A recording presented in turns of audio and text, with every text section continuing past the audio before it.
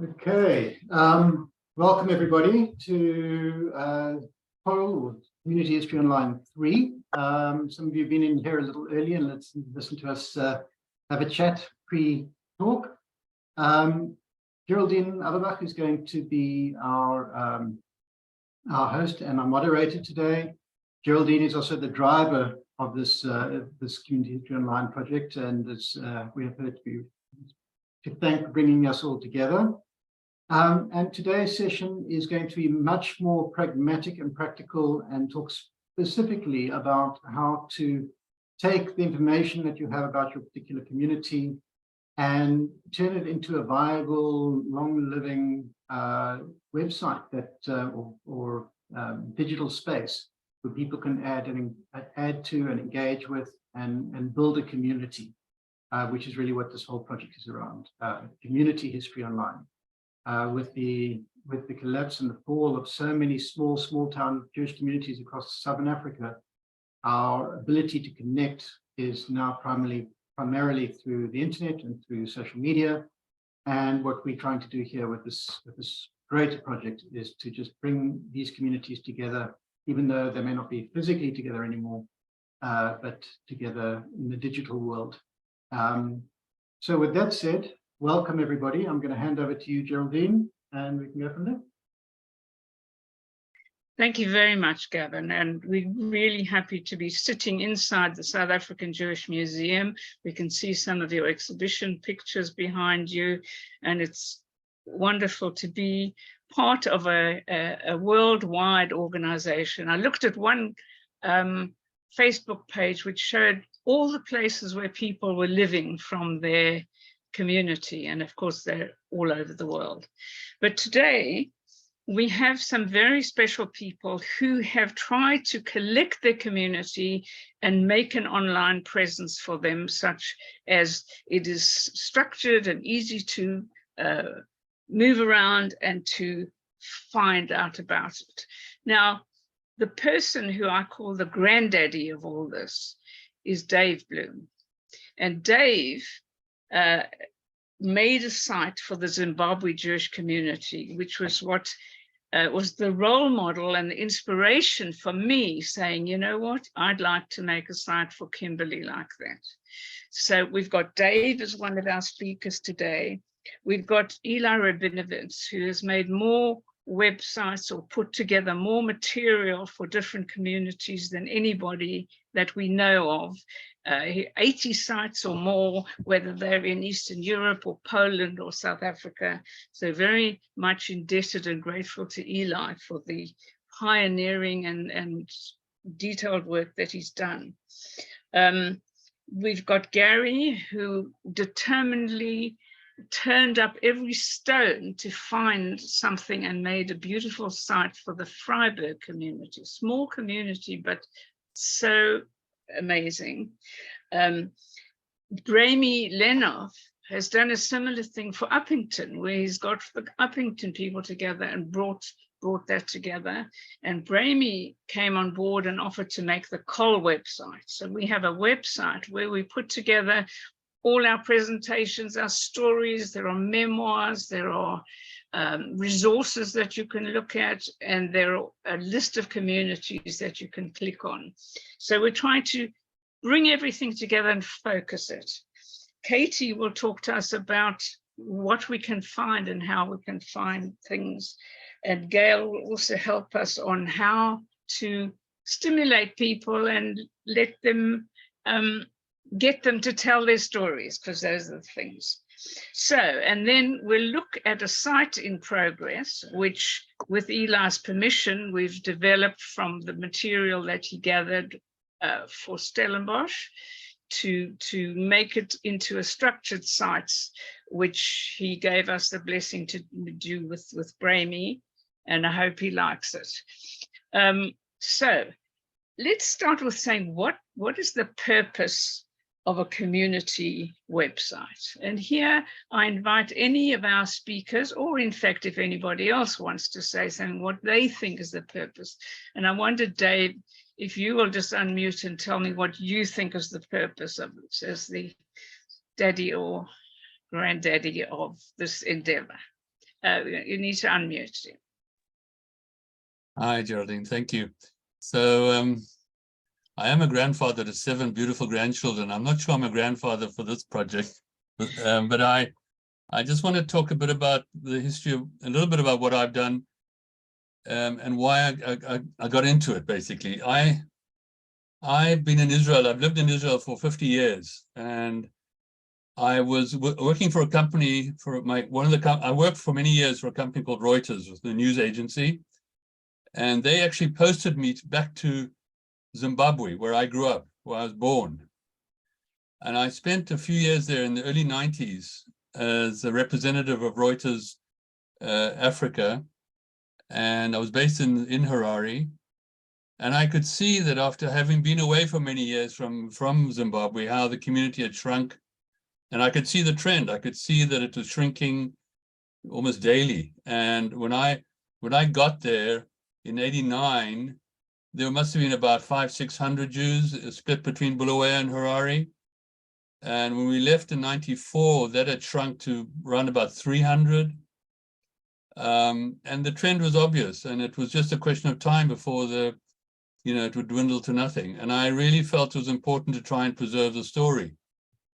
And I was very lucky to have people who had done some basic work, and they'd put together material, books had been written, and I just decided, and because I have a technical background, I'm fortunate that I've been in the technical background for many, many years. I've built many websites over the years. It was natural for me to put this together, to bring it all together. I am also a personal historian. In my latter years, the last few years, I've become a professional personal historian. So it's kind of like a hobby, which has become a kind of a profession, and where I record people's life stories. So for me, it was also natural to interview people, and I've got a YouTube channel of nearly 70 recordings of people from the Zimbabwe community. So I brought together elements of what some of my skills and some of my passion to bring this all together. And if you want, I can show you very quickly. I don't know if it's appropriate now, Geraldine, but well, that's not right at the moment. We'll do it a bit later. Let's just think. I mean, Gary, what is your motivation? What is the purpose of a community website?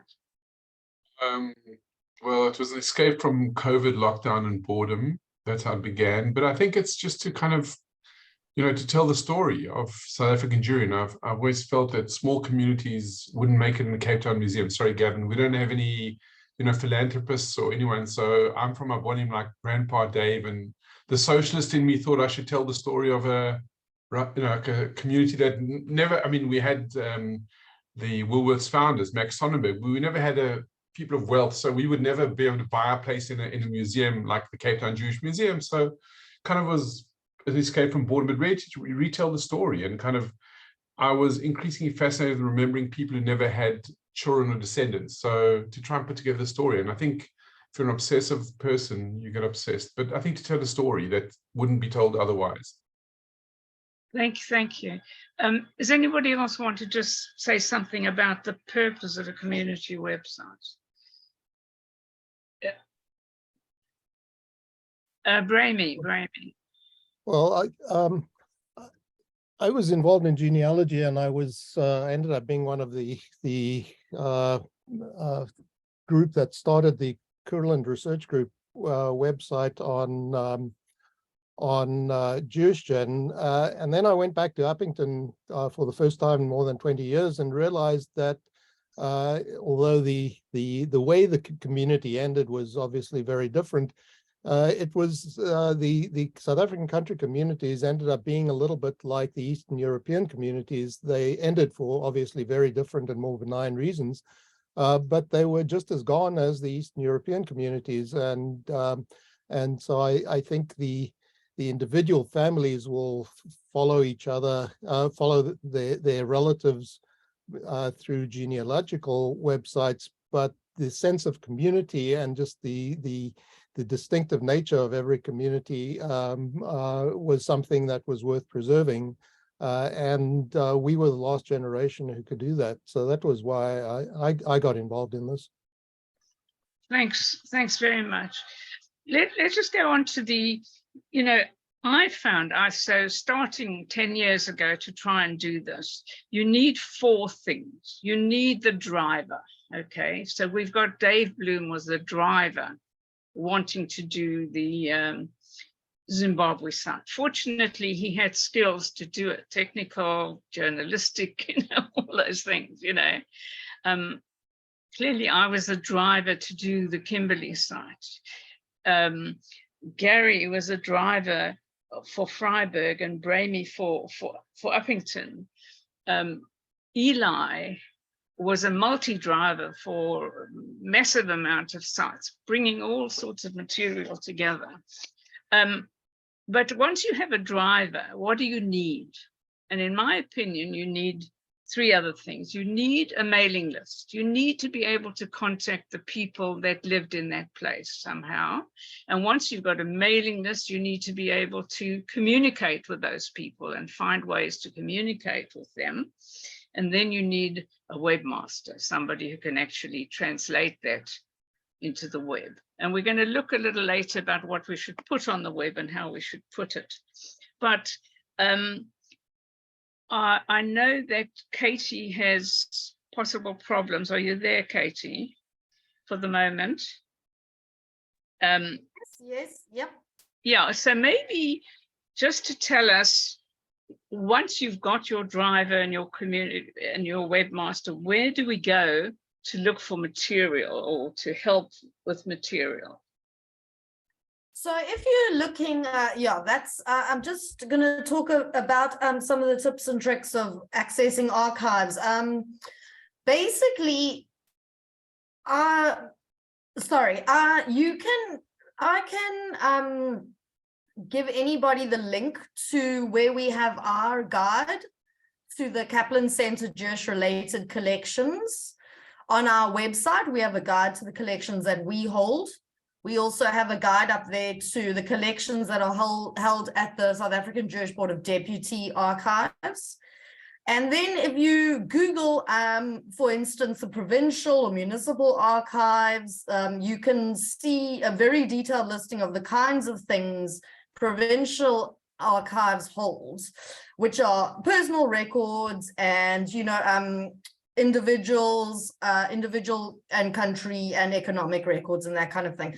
We hold what is donated and very little personal records in there.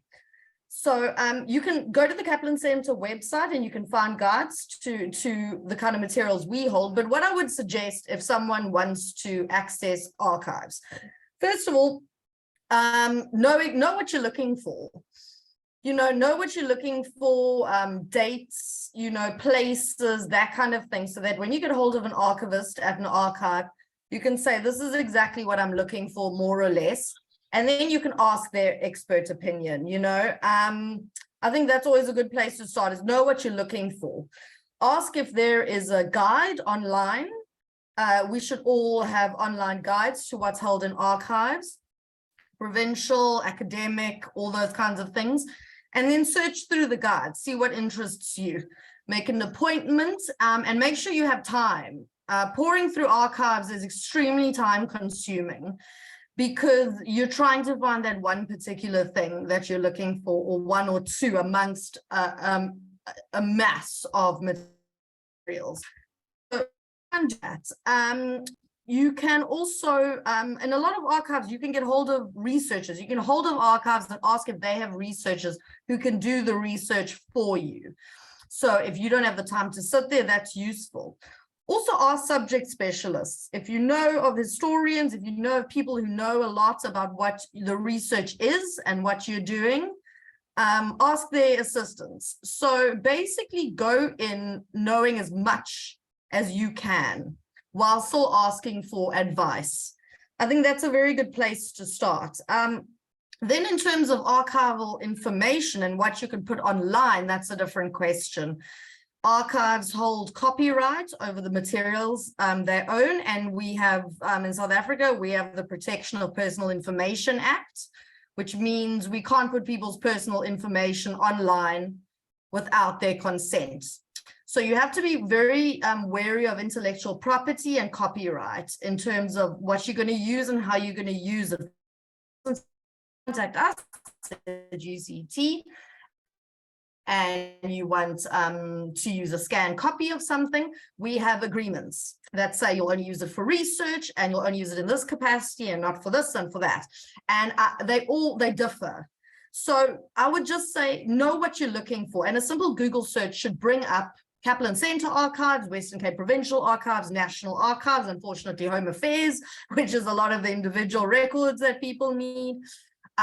Yeah, plan it out, I would say, so that once you get to an archive, you're not just sitting there not knowing what you're looking for. Know what you're doing, and then know what the agreement is and how you can share it. If you've got an online, community history online website, know what you have and whether you can put it online. Those would be my tips and tricks, and I will put my email address in the chat. And yeah, in case you want to contact an academic archive, which is what we are. And I will also in the chat, I will also add a link to our website and where you can find the guides to what we have in the South African Jewish Board of Deputies. Also, Naomi Musica's, Veronica Belling, excuse me. I was just thinking of Naomi because she was at South African Jewish Board of Deputies Archive. Veronica Belling's amazing bibliography to published works in South Africa is also available on our website. Those are all information you might want. So I'll put that in the chat. But thank you, Geraldine. Thank you very much, Katie. So we know where we can go. But what I want to talk about now is how do you find the people? And okay, I made just, that, yeah. Just a few resources I use. First of all, there's Gazettes for Africa. I don't know if people have used that, but that's an amazing resource. I discovered quite late, but if you actually use Gazettes for Africa, all the government gazettes for South Africa have been scanned, and so I found loads of stuff towards the end. It's a resource I never knew about in the beginning. I was also lucky. I had a volunteer actually go through the local newspaper, which gave me tremendous insight sort of beyond a certain time. So the local newspapers, and then the Zionist records from the 20s and 30s are amazing because they used to have these who gave money, and it's a very detailed resource. So if anyone has the time, the Zionist record is in the Cape Town library, and it's an amazing resource actually, because for Rhodesia, let's say when the Schnorrers came, they did these road shows, they had these detailed reports on who in Bulawayo hosted, who was there. And then obviously I use the Mormon website, which not everyone wants to use. But I think those are, and the Cape Town archives, the naturalization documents are amazing because you get a sense of patterns. I mean, Bramie spoke about I'm from Kuruland as well, but you could see who came together and would detail where people were before they were naturalized. So those are just some of the resources people should look at. Sorry. Thank you. No, that's very valuable. Can I also just ask something from Katie? I found that very interesting, Gary, because when one is doing and researching something, you always feel you'd like to learn more about a certain event, a person, and whatever. And I found that in my experience, the digital encyclopedias or references, shall I say, of the South African community, Jewish community, I just didn't know where to really find them. So this Gazettes thing is interesting. But then I wanted to know from Katie if there's anything on the museum archives or anything of seeing old Zionist, the newspapers, the documents. Is there any way that the casual researcher can actually access those? So the National Library of Israel has a project, and they have scanned, and they're continuing to scan, to have scanned different Jewish publications across the world. And so if you go to the National Library of Israel site, I'm trying to remember what this actual project's called, and they have a few up there. Also, the Gitlin Library should have, we're not a library, so we're primary source, not published. So the Gitlin Library should have, and yeah, National Archives should have records of newspapers. So South African newspapers. So I would suggest getting in touch with national and provincial archives to see what they have. But also, I'm going to look for the link to add in the chat for this National Library of Israel project, because a search here, I'm seeing a few. So I will put that in. And this, thank you for that, Gazettes for Africa. That's very useful. There are projects like this, and we need to collate them into a list. But because I don't work with published materials, I don't really focus on that. But we need a guide to where these kinds of materials actually are held. An up-to-date one. Well, perhaps Gary and Bramie or anybody, if you can send the material to Bramie, we'll add it to the resources page on the CHOL website. Yeah, great. So we can certainly do that. So thank you, all of that. I wonder if we can talk now about how we get hold of the people who can tell the stories. And once you've got hold of them, what to do with them. And Gail, perhaps you could say something there, having gathered people who like to write stories. Okay. Well, there are two different kind of ways of looking at this. First of all, I think that we've all got our contacts all over the world. This is how we communicate with people, through Facebook, through email, through family, etc. And if you kind of devote time to that, there's always more and more and more that climb on the wagon. And whether it's, you're writing in Facebook, sometimes I write in Facebook, not about this, about other things. And slowly I've got friends and they follow my posts. So that's one personal way. The other way is that it's actually quite amazing. There's like this, kind of, you start talking to one person, you learn about a story, then they tell you about others, and so it goes on. It's like living in a shtetl, like, one person knows about another person. So that's really, I'd say a lot of it is just being open to writing, to asking, to being curious. That's definitely it. There's some people who are more connected than others. Just wanted to say something a little tiny bit sad right this very second, not terribly sad, is that Vicky, who is sitting in Jerusalem, I've been trying in parallel, Vicky Scher, who actually wrote with me this Durbanville memoir, can't get in to our site. And I've tried every way. She's in a Ramot in Jerusalem, and I can't get her in. So I'm sorry about that, Vicky.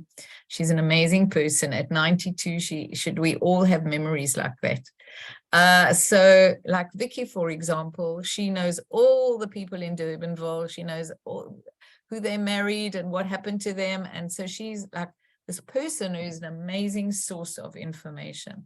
I guess that's, something that one can definitely tap into. So that's really it. Being enthusiastic helps too. Thank you. I wonder, Moshe Silberhaft, could you tell us what contacts you've got with small communities that perhaps you could invite to come onto the call list, so that, we can, and also like people who are drivers for their places could get hold of the people? Yeah, I think it's not a difficult situation. We need to put together an A4 page or an email explaining what it's about and inviting people to participate. And I'm sure lots of people, as we see over here, will get involved. I think it's a wonderful initiative, a wonderful project. And I'm happy wherever possible. There's obviously South African Friends of Beit Futsot, which have got umpteen amount of information already, but what you guys are doing, you're doing more specific to personalities and their stories. So absolutely, there's lots out there, a lot of interest. Yeah, have you got a big, clearly you must have a large email list of people from all these communities. Yeah, sure. And their descendants, which could be really helpful. Sure. To particular. So thank you very much. And Can I ask Rabbi a question? Yes. Rabbi Silberhaft, we had good times together at Biyachad, if you remember. in Sure. your little library or whatever you called it. How are we going to get more information out of Johannesburg? I ask this question every time, but you haven't been on any of the meetings. And I know that you were very involved in that area and the frustrations that came with it. What are your suggestions? Because there's so much information there. Well, Catherine, Garrun, and Gavin from the Cape Town Museum have been to Johannesburg.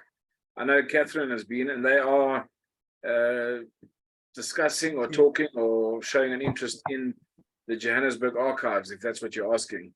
So I think we need to work through them.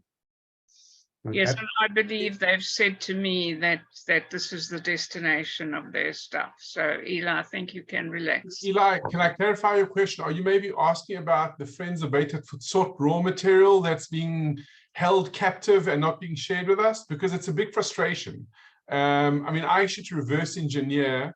One of the reasons I worked on the Zionist records is there was kind of a polite refusal to share information. So I understand but I think if we can get the Beta Futsot material digitized or accessible, it'll make our life easier. Okay. I hope that it will eventually happen. I have invited them to give a whole presentation on the phenomenal work that they've done and the research that they've done. They said they're very busy wanting to get out this final and 7th volume. And once that's done, they're hoping that the material will be available at the Kaplan Centre Museum, you know, and so everything is moving in the right direction, and we just need to hoe fuss, as it were, and hopefully all will. Can I just independently make a comment that I am a member of their committee, and the total focus now is to get the 7th book out, but thereafter we're busy looking to where is the best place to house, first of all, the digital and electronic information that's been accumulated over the years, but also, as Gary says, all the hard copies of all the information. There's filing cabinets after filing cabinets, which Eli has seen himself, and all that needs to be done. You need to understand that tens of millions of rands have gone involved to actually put it together. And just to dish it out to somebody, you know, we're not that we're looking to recover money, but there has to be some kind of, you know, you give a child something for free, not always do they appreciate it. Well, so we are looking for various suitable homes for it, or a suitable home for it. Thank you. Well, I mean, clearly, I think we would all vote for the Kaplan Centre as being the most suitable home for it. And have they got the money? Well, the point is the money Not needs only the money, it's the elsewhere. capacity. It's not only the money, it's a massive amount of capacity. And There's a lot, yeah, there's a lot that has to be worked out, but hopefully. I just wanted to just follow up on the point by saying that Rabbi and myself, and I don't know who else, it was probably Gavin, would know physically what those archives look like. I'm not talking about Friends of Beta Futsot, I'm talking about the archives. And it is a massive task. And I think that's the thing that's scary. And when you got a lady, she's lovely, but I don't know, Naomi's at least 70. She's gone. Well, she was, okay. She did her best, but you know, you need young energy too. Yeah, it's very good to know that Rabbi is involved with it on the board, and that CHOL is there to help steer it. And you know, we've got a community. I myself am making a donation to the Beta Futsot archives to help them, and I think the more people that do that, the better it will be as well. I just want to make another point, and then I'll leave you alone on this one, is that we have to look at the demographics, the size of what we used to call the Transvaal or the non-Cape element of South Africa compared to Cape Town. And we know the great work that Gavin and his team do. So if you think of the amount of work that has to be done for the rest of the country, it's enormous. I'm not trying to scare you, but that's the reality. Absolutely. Well, just one more thing, sorry, while we're on this topic, and as he says, once we have something in place that people are comfortable with, you need to understand that there are thousands of books that the last chairman of the community decided that he's going to keep it because he's got nowhere to send it to. And there are many, many people that have, when the shul closes, the last minute books, the marriage registers, etc., at their house. And God forbid, sometimes they pass on. And then when I come along, the descendants say, oh, by the way, my father left us, and there are marriage registers going back to 1920, 1918, etc. So the sooner the better is to create the safe space to house them, that we can go out on a campaign right throughout South Africa to every individual, not only congregations, and say to them, listen, your Zayda, when he closed the shul in such and such a town, check what he left. Somebody's emigrating. They brought me on Sunday the trowel from the Vicksburg shul from 1950. When his Zayda dedicated the shul, they found the trowel. They're emigrating. All these people have to know there's a safe and organized place, and unfortunately there isn't that at the moment. Katie, are you there? Do you want to say something? Because I think the Kaplan Centre is the safe place for the moment, certainly for those kind of things. That's what they do. That's their I don't really touch about that. They're ongoing. I don't think it's appropriate to talk about it right now. I mean, we will be looking. There's a lot of people to work with, and there's people's preferences and organizations, and it's a step-by-step process. It's something I don't feel comfortable talking about right now. I think they're just talking about the small community that closes up, and there's some marriage registers and things like that. We're not talking about the huge. We're just, Rabbi was saying, where is a safe place for them to? Well, people get hold of us. That's how we work. People donate materials to us. So materials that are, we have a development policy that certain materials we collect and certain ones we don't, and community and congregational registers and that kind of thing we do. So people can contact us if they hold that kind of thing, and yeah, that's how we do it. Okay. Geraldine, just one other thing everyone should be aware of is that Friends of Beit HaTfutzott did not do the big cities, and they won't do the big cities. So Johannesburg, Cape Town is not Durban, or not covered by their work. Port Elizabeth, East London, none of that is covered. Oudtshoorn, none of the big cities. Kimberley, none of them are. So anyway, Moshe, speak to Katie, and I'm sure that sort of thing where the Vicksburg things find some registers, I'm sure that is an immediate solution for you for the small items like that. So that's great that you're here, because you're really a key person in that, Moshe.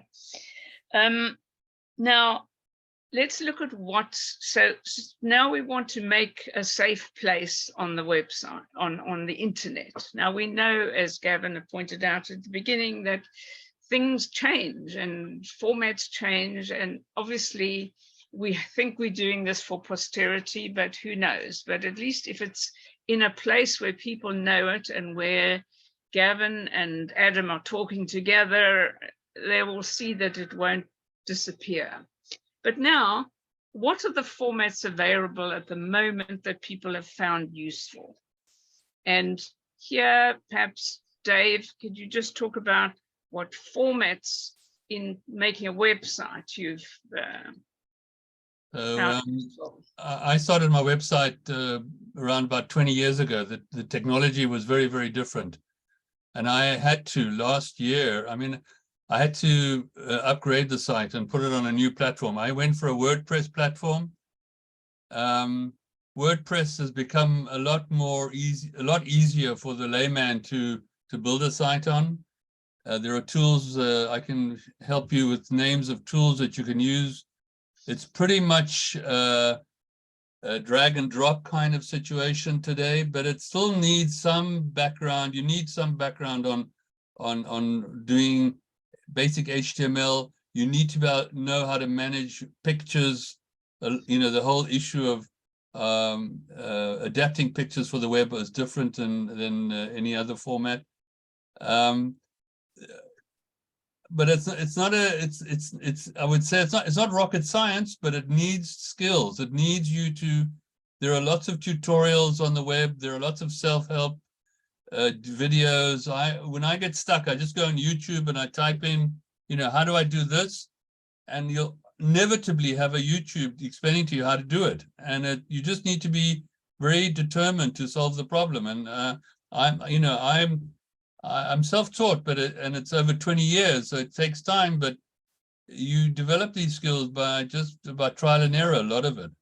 This may be a moment for you to show us your new site that you've now developed on website. So I've gone for this site based on, let me just get it up for you, 1 second.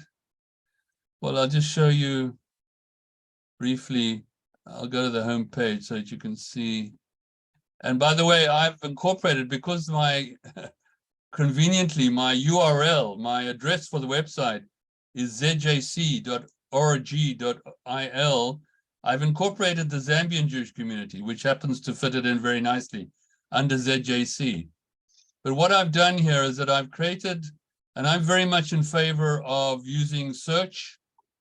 If you want to search my site, you don't have to know where it is in the menu. You just put in a subject, and it'll pick up anything, any article relating to that word will pick it up. That's very, very important to use search, because look, if you look at my menus, I have a lot of underlying menus. I have all the cemeteries. I've got all the Bulawayo, the Warren Hills and Harare, all the Midlands. I've got a lot of cemetery pictures, which I was fortunate to get. But I just want to also comment about you mentioned earlier, Geraldine, about how to collect the information.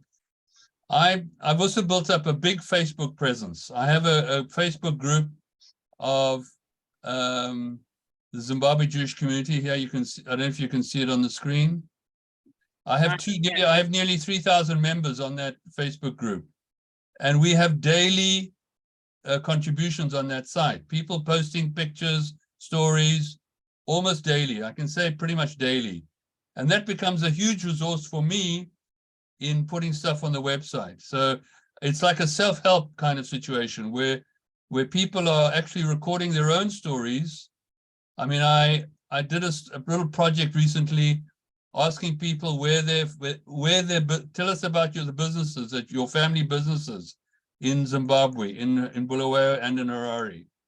So if you go now to the web page, I have a list now of a lot of Jewish businesses, and these were all contributed on Facebook. I didn't have to do a lot of work to do it, but it was because I've got this big community on Facebook, it was a way of easily collecting material. I mentioned YouTube. I have a YouTube channel with a lot of recordings over the years of people I've interviewed. I have well over 60, nearly 70 recordings here. So it does take time, and it does take, and this is another cool project I did recently. I got people to send me their addresses, and I've mapped all the addresses of the Jewish community for example, in Harare and in Bulawayo. So if I click on this button here, I can see that the Levitt family lived at 20 Cambridge Road, Avondale, and we've got a mapping of the Jewish community of Harare and where they lived. These are projects that I think help to tell the story. As Gary was saying, we're all about telling stories, and I hope that it'll encourage people to tell us more about why their families came to Zimbabwe and Zambia, and that we can have these recordings on the website. That's just a whistle stop. I'm just going to stop there and hand over. Yeah, that's fantastic. And, you're still an inspiration to us. And of course, having Zimbabwe plus Zambia, you've got a huge database, like Vicksburg wouldn't be able to have such a dynamic Facebook page, you know what I mean? But you're still, showing the way. I mean, Gary, would you like to show us and tell us why you chose your platform? First of all, just want to show you this Bramie. So this is from the Government Gazette, 1921. Lenhoff, and the lawyer was the Hirschberg. So it's a fantastic toy. And, you know, if you don't get any work done because of Gazettes for Africa, it's not my fault. Also, Dave, I don't know if you can see this, but actually, I was inspired by Dave the last time I attended the session he spoke, and I created a Facebook group.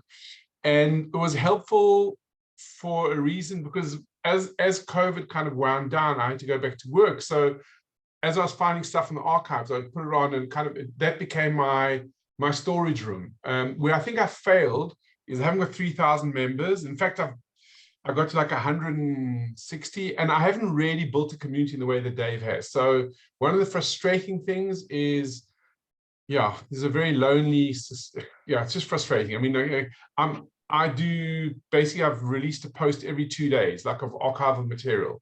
But very few people have come on and helped. But so Dave, this is a trick I learned from you. And, you know, I would post stuff, death certificates, and then use the death certificates. But, you know, other than liking and sharing, this is Rabbi Slonim, who was the rabbi in Vryburg. Actually, it turns out he was on the cover of a book about, you know, he's from Hebron, and about his community. Anyway, and here you can see I've started using stuff from the Government Gazette. I actually advertised your event.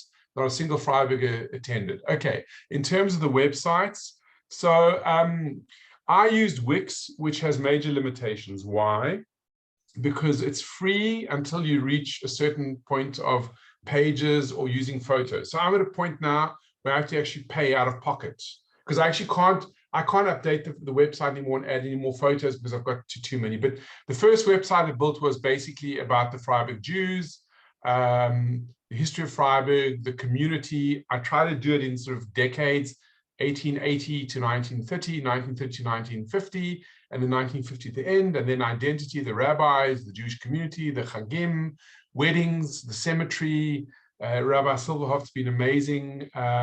Then sort of Jews in commerce, and this I have to update because I found so much material since I built this.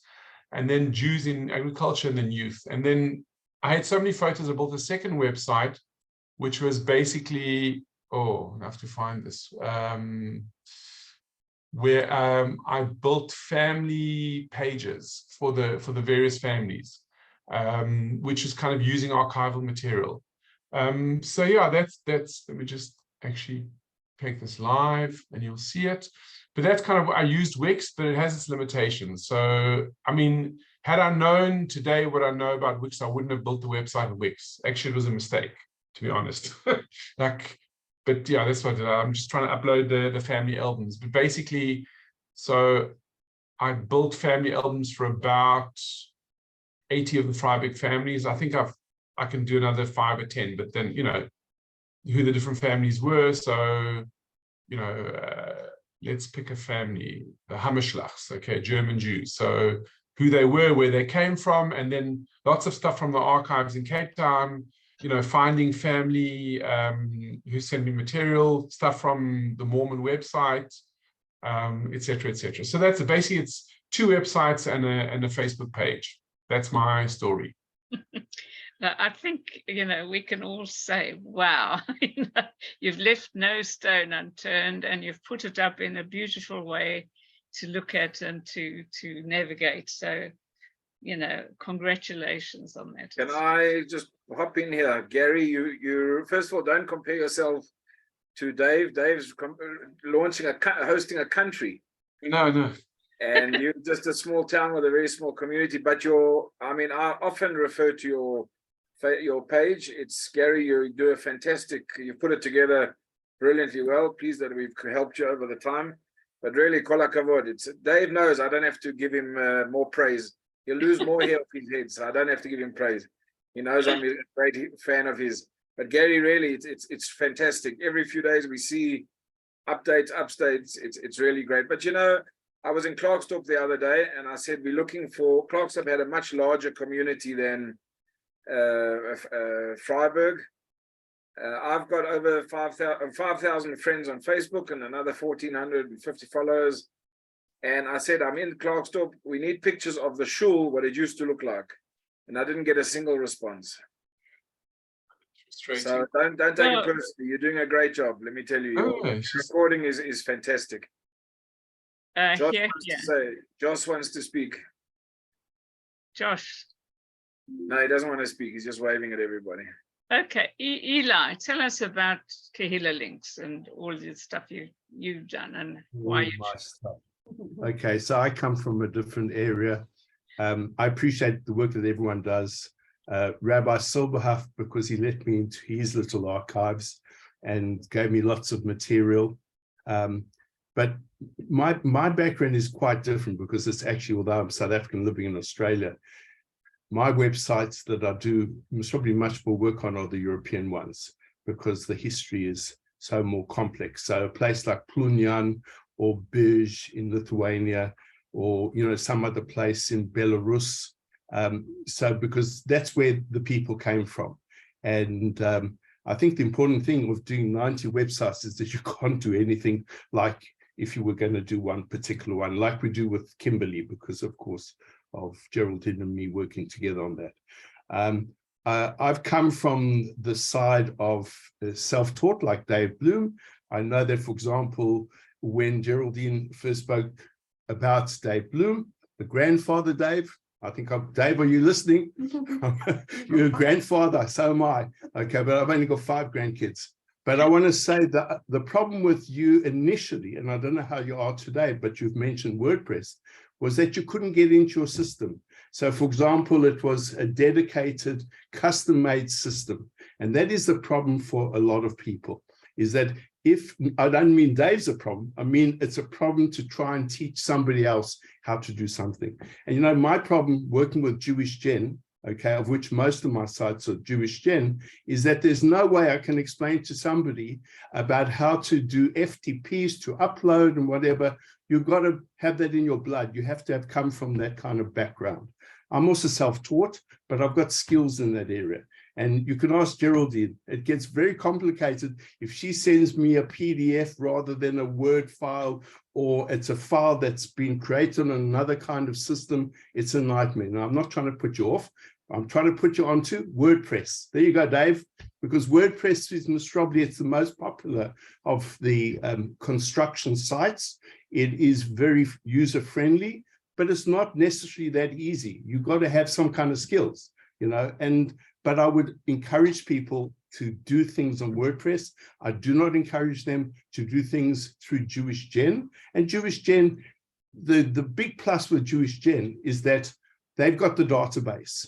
So if somebody in Whoop Whoop, or somebody that's an Australian town, or somebody in Alaska, Anchorage, wants to find something on Jewish Gen, if you're connected to Jewish Gen through a Kahila link, there's a good chance that you'll be found. And that's why Dave's little idea of the Google search, which I use, thanks Dave, and we use on Kimberley, has been fabulous. Okay. But unfortunately, when you work with older people with closed systems, so I worked with people like Roy August with Saul Isroff. They're really old world. I mean, Saul wouldn't know anything about writing web page, but he's a brilliant genealogist. Okay, so you have to work together with people that have some skills. And that's why WordPress, I'll get back to it, is most probably the answer for us right now. It's been a journey for me. I've adopted some websites, like Barry Mann started the Whitback website, I think, which is still quite substantial because we retained what he did and we didn't take it away. And I mean, that's a good thing, is that you don't take away work that people have done before you. No matter what you think about it, it's still relevant, okay? And I think that's the important thing for all of us, is that we've got to respect each other's ways of doing things, okay? And not try and, minimize them and say, well, that's not the right way. That's the way we do things, and just live with it. Okay. And as my policy is, if you want to go and do it yourself, go and do it yourself and find another team. The world's a big enough place for people to do things and to share the space. That's my message. Thank you, Eli. And everything you do is valued and respected. But now let's look at, if we can, move on to saying, what material do we want to preserve, and how do we want to preserve it in a way that brings your community to life and that's easy to look at? Now, last week, many of you are here. We had 4 drivers. The most important thing to start with is the driver. So we had Gerald Potash, who was there for Stellenbosch. We had Nati Finkelstein, who's here now, Beaufort West. We had Josh Kahn here for Ceres, and we had Fazia Shaskolsky, who's researched her hometown of Brantford. So now, what is the next stage if we want to preserve it? So we have taken, with Eli's permission, because we asked Eli if he wanted to do it with us, and he said no, he didn't have the time and he didn't want to. So we've looked at all the material that he's gathered, a lot of which was repeated and duplicated, and we've put it down, and I'm going to share the screen and show you what we've created, which is a work in progress for Stellenbosch. Now, you know, this is where you can chip in. We've made a banner across the top. It says, "Meet the Jewish community of Stellenbosch."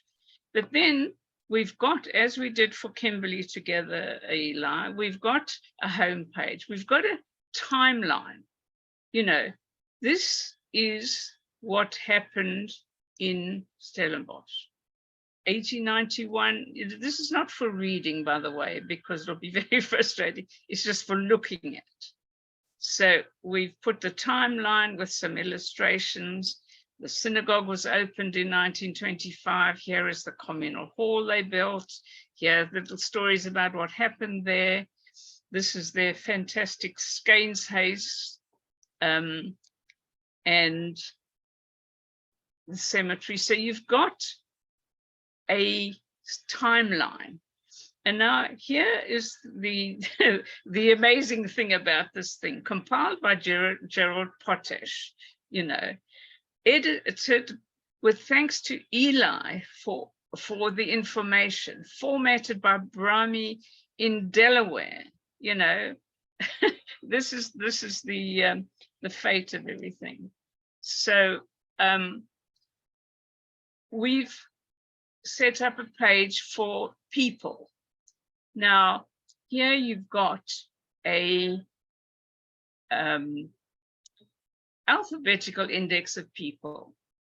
Now, obviously, we haven't got the amount of people that you have in Zimbabwe, you know, so we've got it. But where there is a story of for those people, the name becomes a link. And you click the link, and there is the story that Bobble Siegel sent to Eli of the Siegel and Lurie families. And it's been presented in a way that the narrative is there with the pictures in the place they should be. And you have that. Now, we can go back then to our list of people. And when you get to Siegel, you'll get to the same thing. We've got a button here for activities. Now, we haven't put anything there at the moment because we don't have any specific activities, but Gerald will tell us if there's some activities where he's got information and things. This is the page they could go on. We've got about the religious life. So this will start with where they first set up a minyan, who decided, the committee. There's the first place they worship, the building the shul, newspaper articles, and I love this. You know, you hear what the chairman said, what the predikant said, what the mayor said, what Reverend Bender said, and I loved what the magistrate said. If everybody was like the Jewish community, he'd have no work to do. So we also have a page for the cemetery. Now, Louis Zettler has amazingly compiled a spreadsheet of all the burials in the cemetery. But what Bramie has been able to do with that, here is the spreadsheet which we can get to.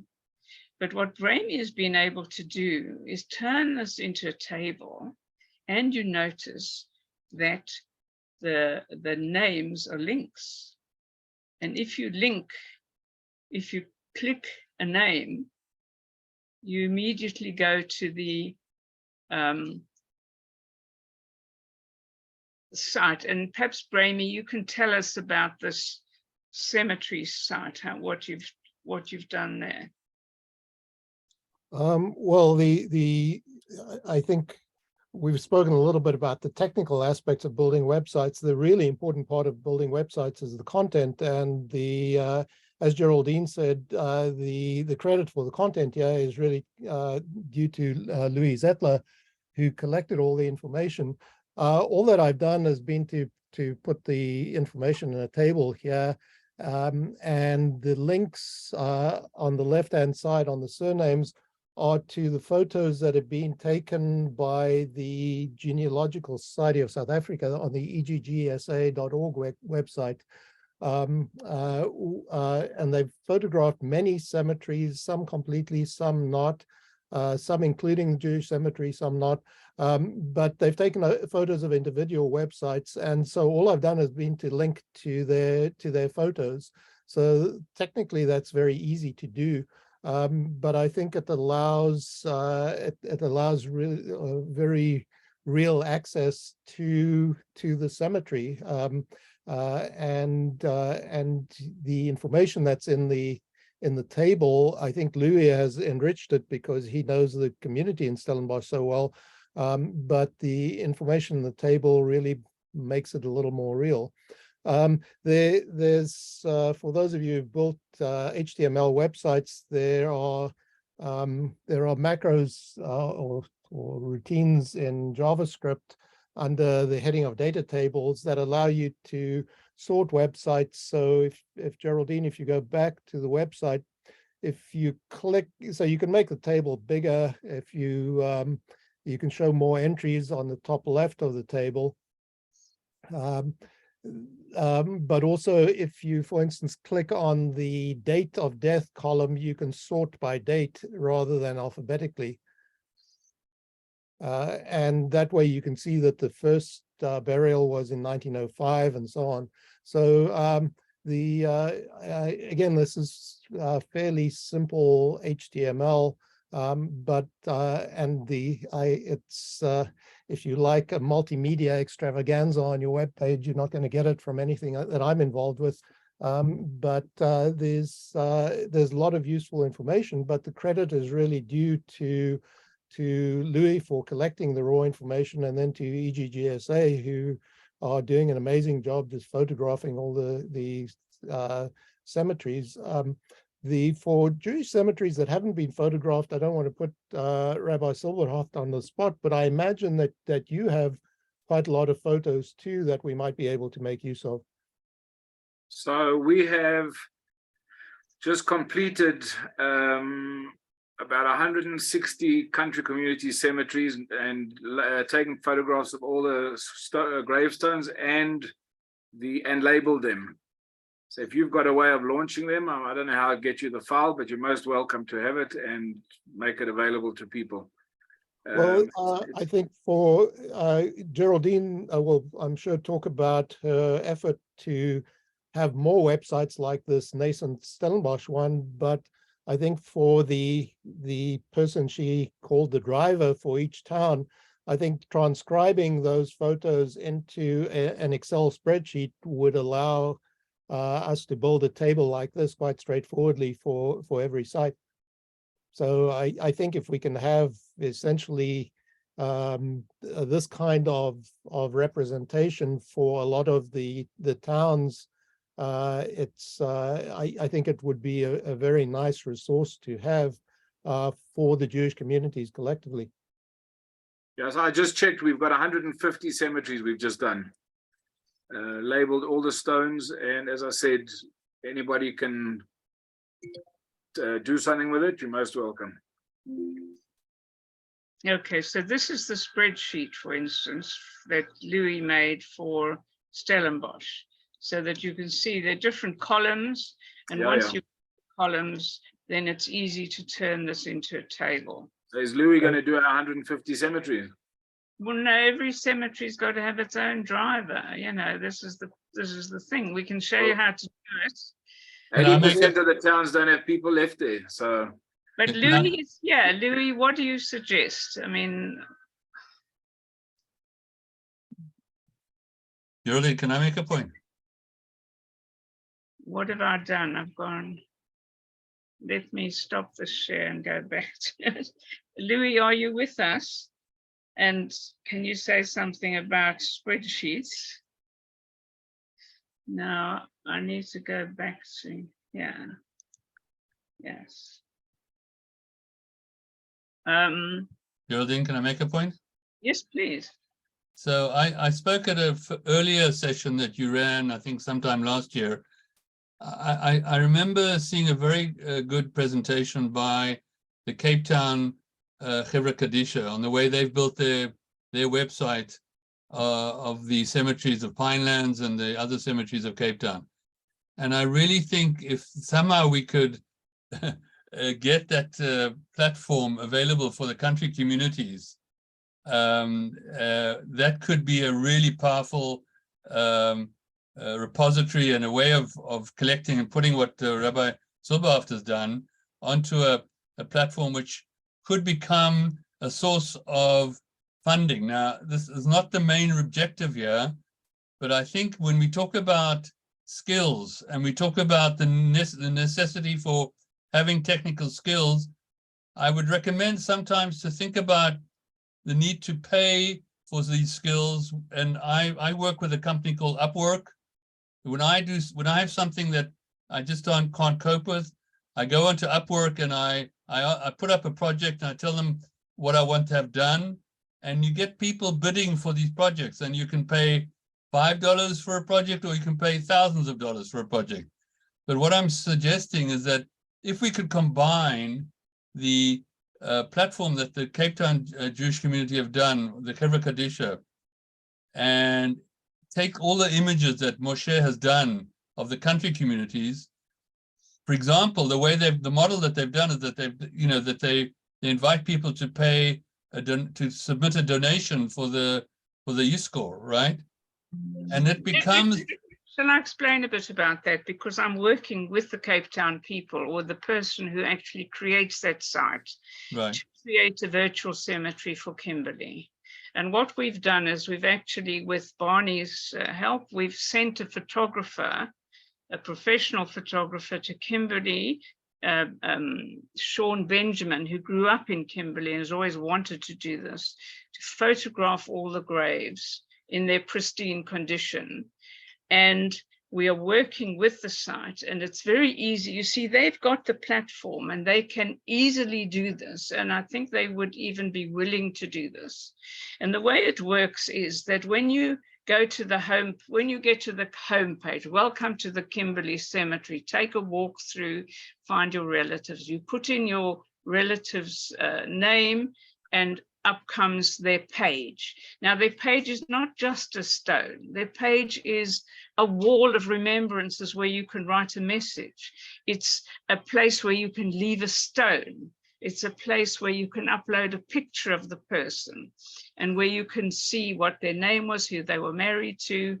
And in the case of Kimberley, if we've got further information on that person, there'll be a clickable link, so you can go to the Kimberley website, or you are on the Kimberley website, but you can go to the place where that story is.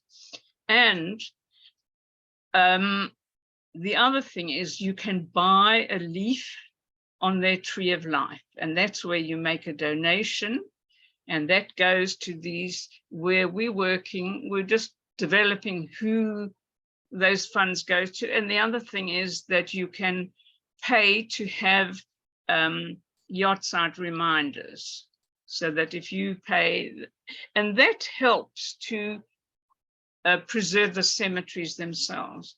And let me just go a little bit further with the Kimberley one, and then Rabbi Silberhoft, I'll be very happy to meet with you and to talk about how we can spread this out to other community cemeteries. If I could just add also that there is, actually, we may not need to transcribe the photos because on the Jewish Roots website, which is hosted on the Kaplan Centre on the UCT website, there's already a database for a lot of the South African cemeteries. I don't know if that's exhaustive, but there are a lot of cemeteries represented there. So we could probably get, if we could get those data, it would just mean linking them to the photos. Let me also just bring this up because some of you may know John O'David, who took it upon himself, calls himself Smug Mug, to go around and photograph cemeteries. And he has some beautiful pictures. If you click on a picture, I mean, this is the Stellenbosch Cemetery, and then you can go through his pictures one by one and see them. Sadly, most of them have his name written across them, just where you want to see something.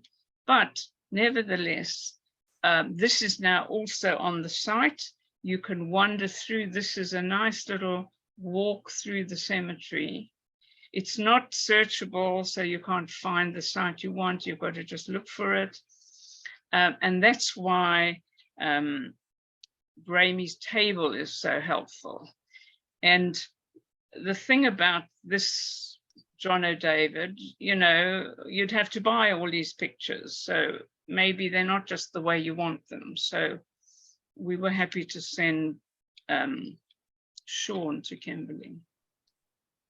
But I recommend, you know, looking at these pictures because it's a rather beautiful trip through the cemetery. I think you'll agree.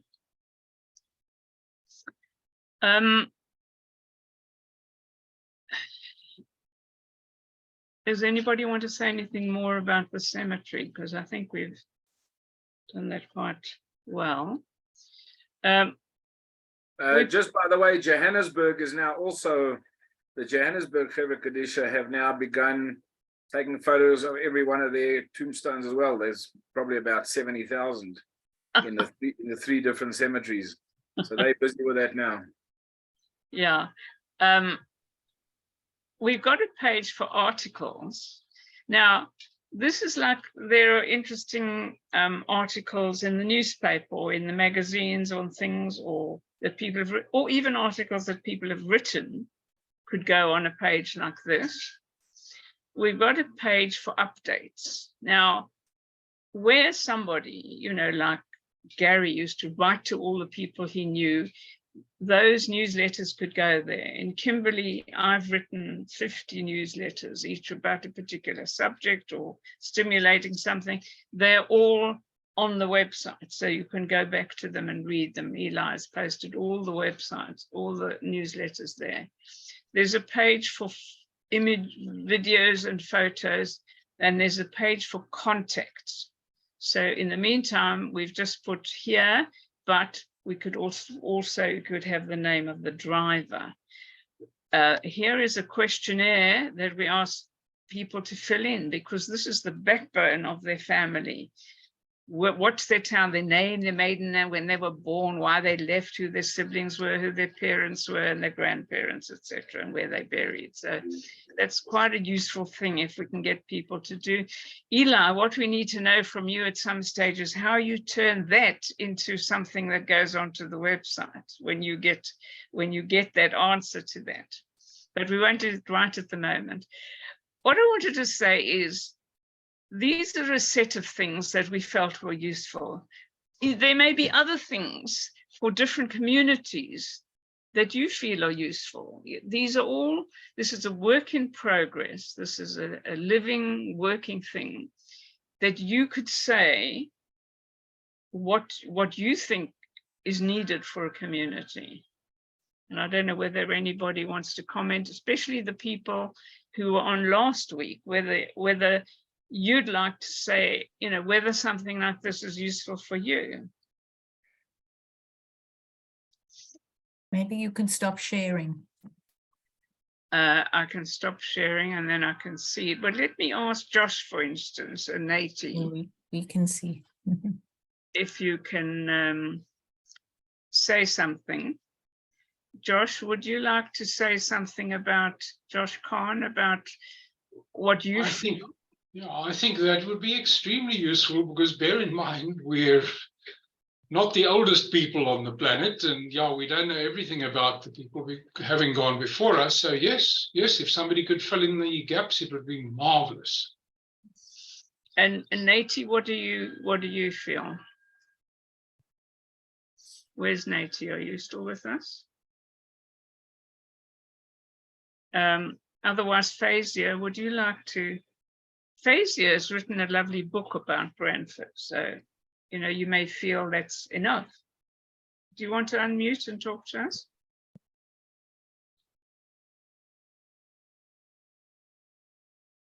Okay. Have I unmuted? Yes. Oh, hi. Thanks, Geraldine, and hello, everybody. What I want to say is my question would be directed possibly at Rabbi Silberhoft, the small Brantford community and the cemetery. That would be most useful.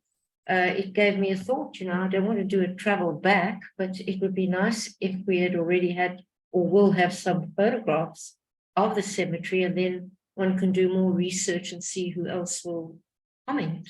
Yeah, very useful. Well, we've got all the pictures. You must just let us know what you want to. Well, I'd like, is it possible, how do I access those pictures so that I could see who I haven't included? You can email me and I'll send them to you in small resolution. With pleasure. Thank you. We don't charge for these kind of things. I must tell you that I'm very encouraged at this, at where this is going. It's wonderful, but there's a key thing, and Josh Kahn and the others may understand what I'm about to say.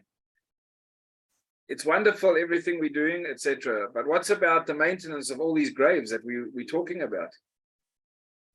So many people have left the country and they've abandoned their parents' graves, their children's graves, their siblings, and nobody talks about, and I'm not expecting it from this audience, but nobody says, why don't we send $18 a year for the maintenance of my grandfather's grave or my father's grave?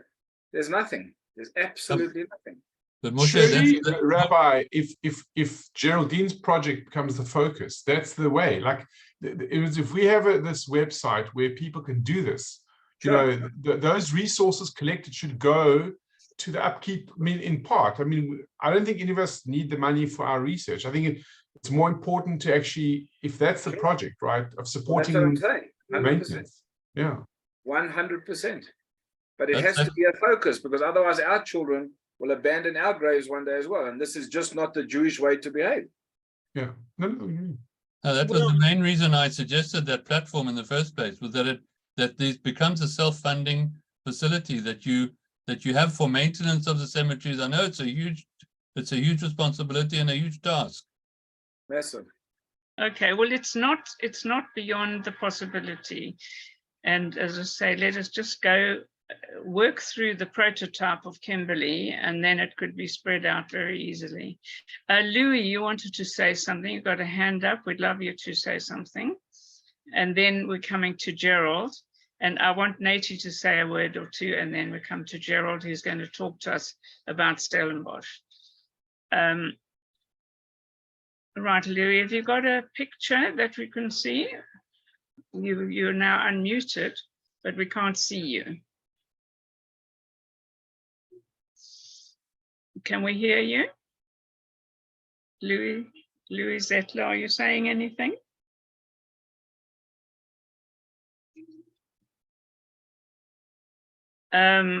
Shall we ask Nati to say a word, what you've thought about what we've been doing, if you will unmute Nati, and then we'll come to Louis when he's sorted out his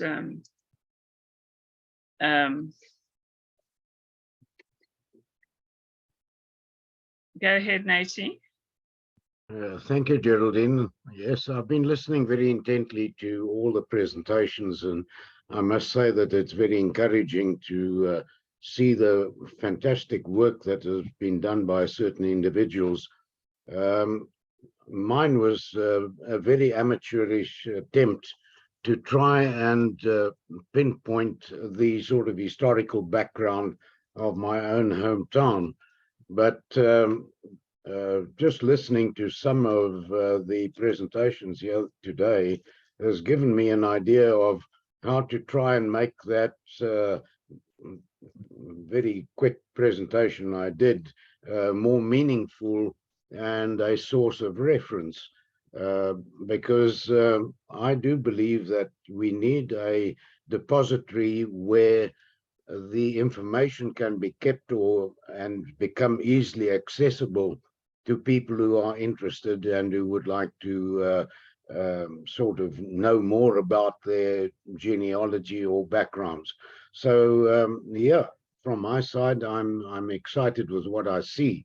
It will take a bit of coordination, but I'm very encouraged to see the wealth of expertise around and the willingness of the people to share that expertise. And as much as they want to share with us, we would be willing to learn from them. So thank you. Thank you, Nati. Louis, are you able to talk to us now? Let us know when you can. Otherwise, I'm going to ask Gerald to talk to us, because Gerald started his presentation on Stellenbosch last week. And hopefully you can now fill in whatever you want to say, Gerald.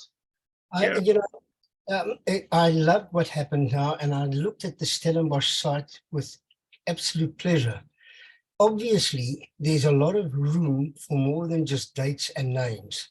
I think the articles are most important. If you take a look at the Jewish community of Stellenbosch, how integrated it was into the community, how we had golf champions, bowls champions, tennis champions, all in the community, all mixing, all being part of this overall picture, I think that will make a huge difference to the whole affair. So we must try and encourage the different communities to give us the stories behind the names and the dates.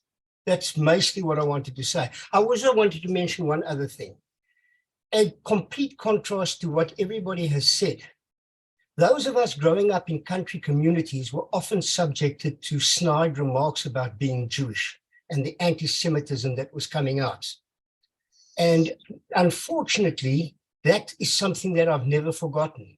I told Neville about the Afrikaans teacher, Mr. Lutz, who told me, "Jy het baie goed gedoen vir 'n Jood, jy het mooi gepraat." And, you know, that kind of thing was always coming back. And Neville told me something, and Neville's listening. I didn't know this, that the same, and Neville's a year or two older than I am, so he went to Mr. Lutz's class before I did. And Neville's experience with Mr. Lutz was that he told Neville he'd gone out with a Jewish girl called, I don't know, Rachel Lurie or something like that, just to try to make him, you know, more acceptable for his gross anti-Semitism. And that is something that I think would go well on the sites. Yeah. The thing is, you know, there's room for anything you want. You're the driver. You know, what I did about sports, for instance, I wrote to all my database of Kimberley and I said, tell me about the sporting prowess.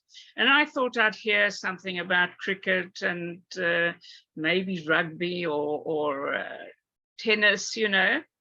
But, you know, I got the most amazing stuff that started from deep sea diving to flying in the sky.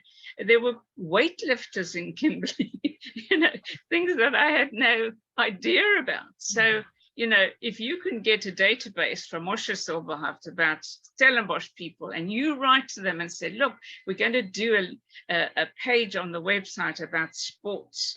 You tell me what you did, you know, that's what can happen. Now, Gail, would you like just got to make sure you're not repeating what the Beta Futsot have got on their records already. Yes, but it's not on a website. Well, it will be. I just say, I mean, the Beta Futsot stuff is so inaccurate. I mean, it's a more granular. I think what we've done is a more granular history, and it's no slight. They've done a wonderful work. But I mean, to just give a sense, Rabbi, today, I have to update my Excel, but I think if I take Pyramid and Vryburg together, Olifantshoek, I probably get to 300 Jews. Like Beitet Futsot, maybe there were 70 Jews they've listed. So, I mean, again, just it's the nature of. Yeah, 100%. I'm sure it's true for all these communities. Yeah, sure. Thing is, everything is helpful. You know, Beitet Futsot is fantastic, but, you know, if we're going to wait for them to digitize it, maybe 20 years. Meantime, all the people who know anything will be dead. You know, already the people who they interviewed 30, 40 years ago are dead, you know. So Right. we're trying to do something, catching the stories while there's still people to tell them. Right. Gail, tell us about the stories of Durbanville, for instance, and maybe Stanley Bolnick is here as well. He could also talk. Okay, right. Well, I must say that you can hear me, right? I'm not on mute. Yes, you can. Okay, sorry. This was an incredible experience, I must tell you, because number one, I grew up in Belleville, which is just here, and is right next to Durbanville. And we were always quite envious of people who lived in Durbanville because it was this wonderful road going up to Durbanville with trees and vineyards and a feeling of just, I don't know, being out there. Whereas Belleville was certainly more conservative, more Afrikaans, 100 Jewish families, but demographically very, very different. So I don't know how exactly it happened, but I started to talk to Vicky, who lives in Jerusalem, as I said before, and she has this most amazing memory. And this here is her personal memoir of living her life in Durbanville. She insists, and I agreed with her, that it's really her story. And she lived there between 1950s and 1980s, and she knew everyone. And so this is really a narrative, okay? The sad part, or the highlight, or the really, I'd say, very, very sort of human side of her story was that unfortunately she was driving in a car and she stopped at the light, and 3 of her family members were killed in the car that she was sitting in at the wheel, at the driving, in the driving seat, and how the community there helped and how they managed to get over this terrible tragedy. In the meantime, while this was all going about, and because having grown up in Belleville, and here again, it's something very personal that you sort of connect to, we knew many, many, many of her family, the Schurs, who were extremely prominent in the town. And so I managed to, or I knew that one was in San Diego, and another one is in London, and another one is here, and another one is there. And everybody started to give their little stories. And I know that now we just basically need a driver to put this whole site together. So that was something that I found very, very fascinating. And I must say that, my particular sort of the thing that I love are the stories, and that's probably from my profession as a doctor, the stories of people. How would I get to the next site? How do I get out of this one? Where do I press? Hang on. I think it might be. No. It might be worth stopping share, find the next thing you want to show, and then. Okay. Well, so basically what happens with what I did and connected up with Geraldine and with Bramie is this thing here on stories and memoirs. So many, many people, South Africans, have written memoirs about themselves, their communities. Stories are things that people like sharing, the stories they've written. They're not necessarily nonfiction, most of them are. Creative nonfiction. I've met some fabulous people through this. Here are all the stories. We've got about 56, I think, on the site that Bramie has, put there, saved there. And then we've got these memoirs, and that is where, for example, the families over here who wrote about, and here's Vicky's story living in Durbanville.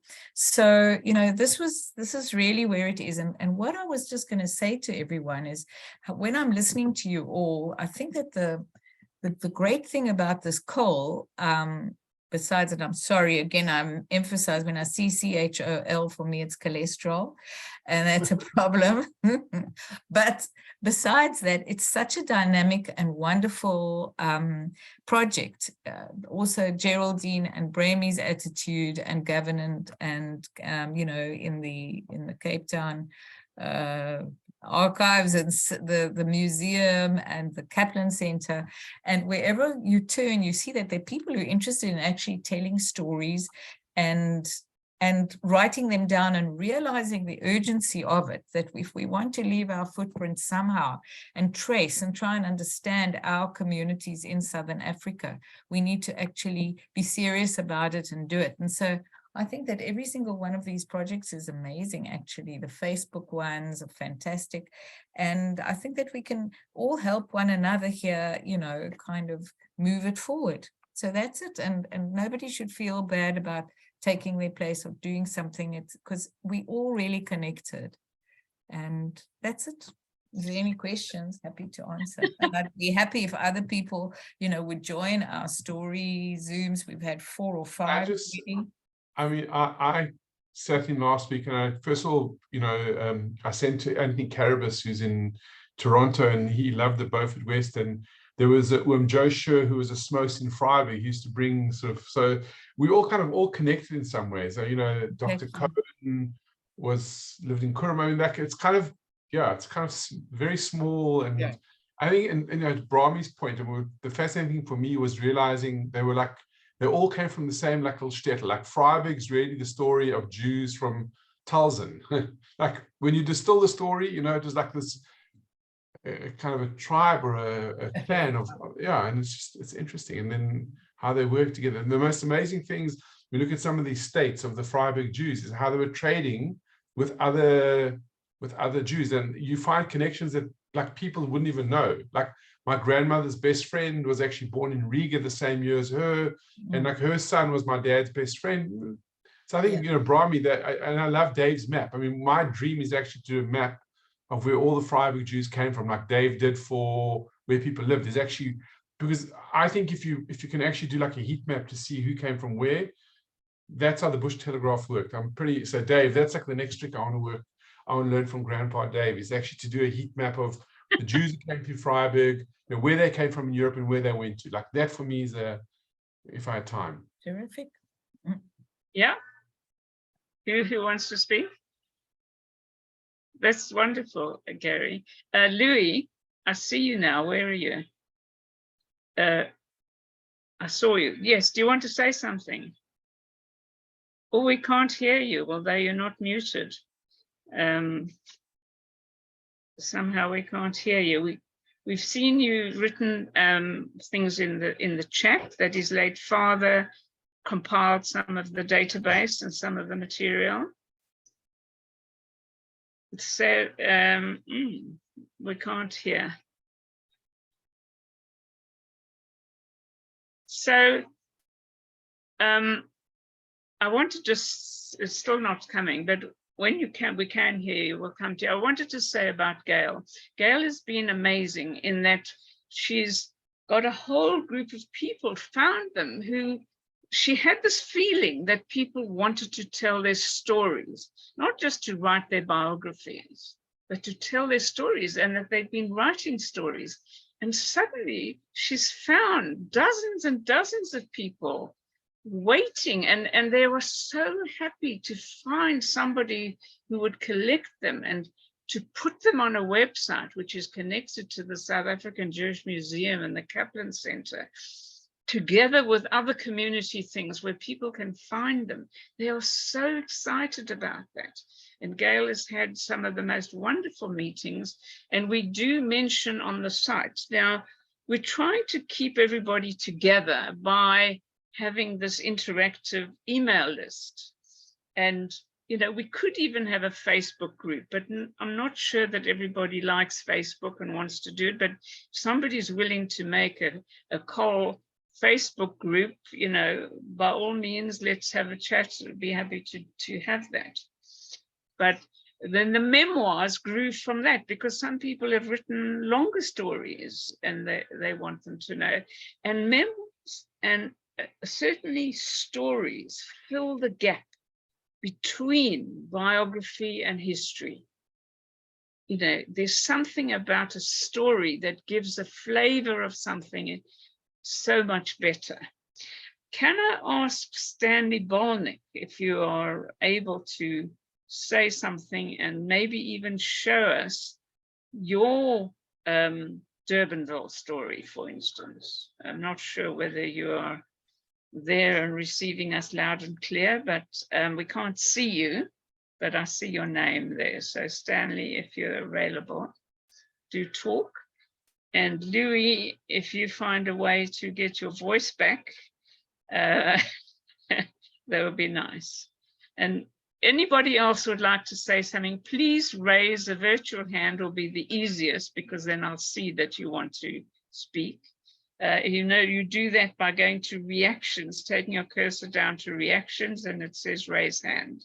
So if you wanted to comment on anything, otherwise we'll just sort of sum up where we are and see where we're going to go. So Stanley is not. He has unmuted himself, but I don't think that he's not muted, but he's not. He doesn't seem to be there.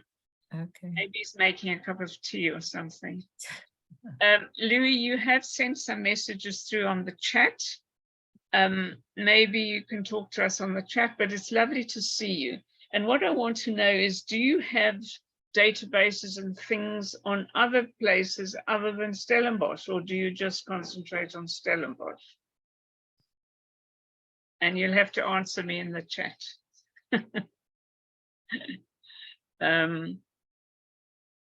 Okay, so Dave, thank you so much. Let me thank everybody who's participated, because, you know, nobody knows the right answer. Nobody's saying this is right and this is wrong. We're all saying, this is our experience. This is what we've achieved. And, you know, we're willing to help anybody else. So what I would say from this meeting is, if you are a driver already, get in touch and tell me what you want to do. If you'd like to be a driver for a place that we haven't spoken about, you can see now what help you'll get. That Rabbi Silberhoff can give you an email list of people, that there are all these resources that you can find, and we can help you create something. So that would be my summary of where we're up to today. And just wondered, Gail, do you want to sum up what you feel?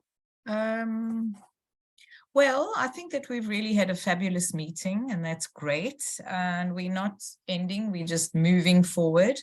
And we certainly, you know, I think it's important for us to keep talking and working it out. I see that Louis says he has a massive database, and that Stanley can't talk because can't speak. He's got a new monitor which isn't working.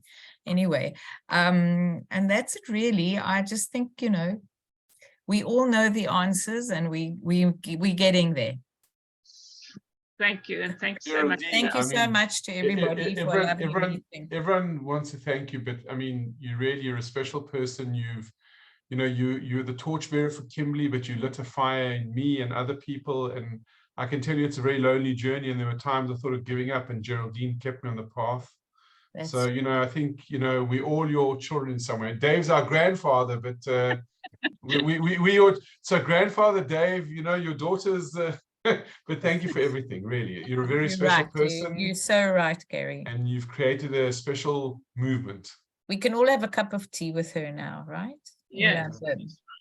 And, you know, it was also one of Gary's ideas that we should get everybody together. Do you remember, Gary, in one of those phone calls? So why don't we all get together and share what we're doing? So this was your inspiration too. We learn from each other. You know, I don't know, I don't have all the answers, but I'm willing to ask the questions and hear from everybody.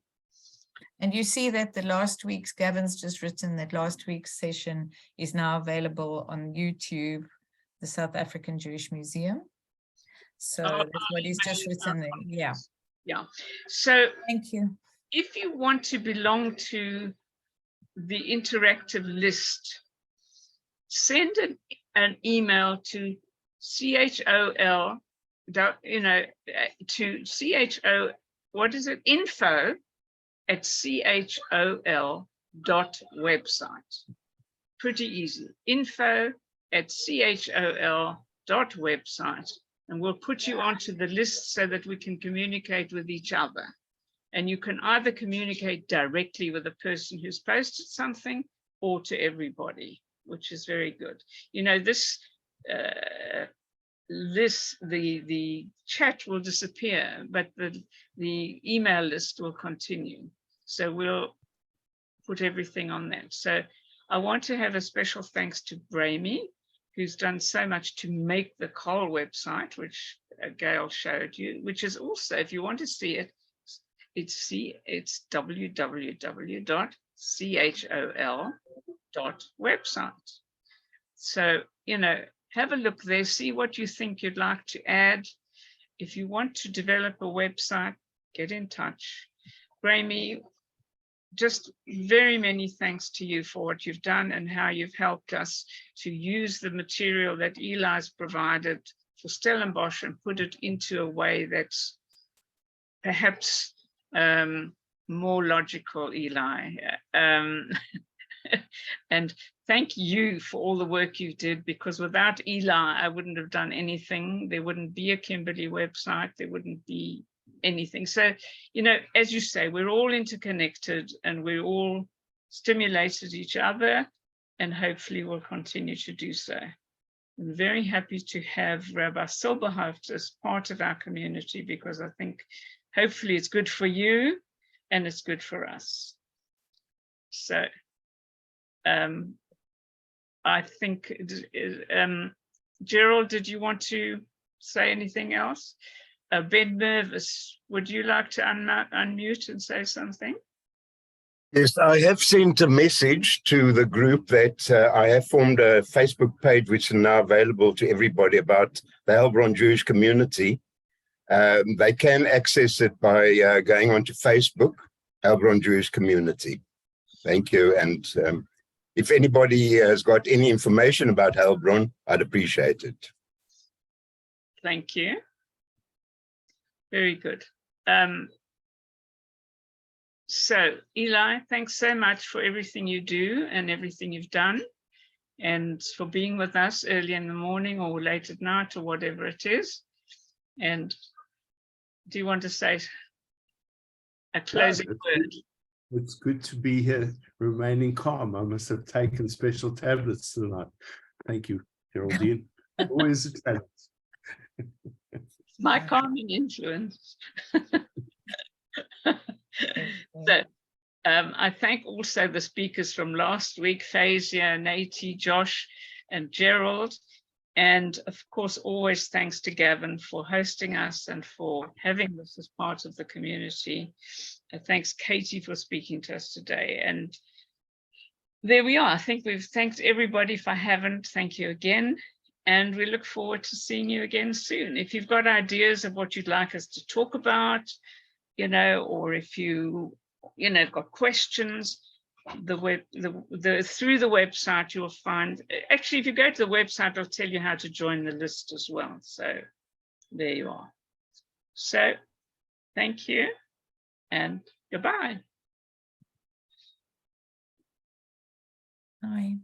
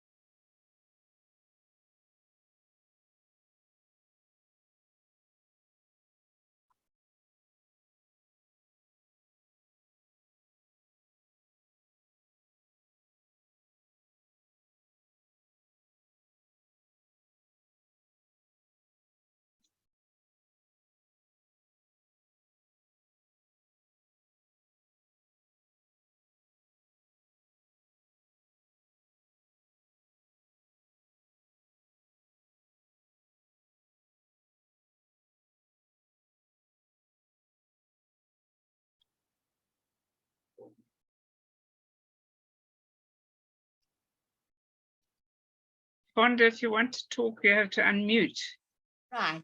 I just want to thank Rabbi Silberhaft, who has done the most amazing work looking after communities, small communities, starting from Petersburg through to my hometown now, Polokwane, right through Louis Trichardt, Messina, all these small communities.